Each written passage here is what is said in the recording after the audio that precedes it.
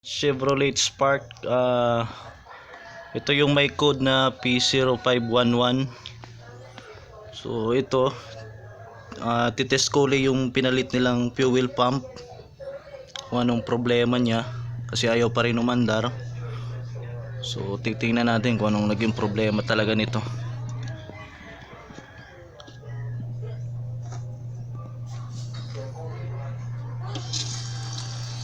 So ayun ang problema niya. Dun sa check valve, mas malakas ang lumalabas na pressure doon sa check valve kaysa doon sa pressure papuntang EFI, doon sa injector. So yun ang mali niya. So imbis na mag-pressurize doon sa may injector, napupunta lang doon yung pressure doon sa check valve. So kaya ayaw mandar, ayaw tumuloy ng kotse. So ito pa rin po yung may code na P0511. So ang layo ng code. So ito ang gagawin ko muna dito, riremedyohan muna, tatakpan to.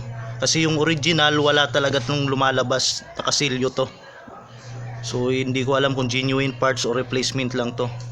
So at least na-diagnose na natin kung ano yung pinaka problema. So Chevrolet Spark pa rin po ito, P0511 code. Sana maging okay na.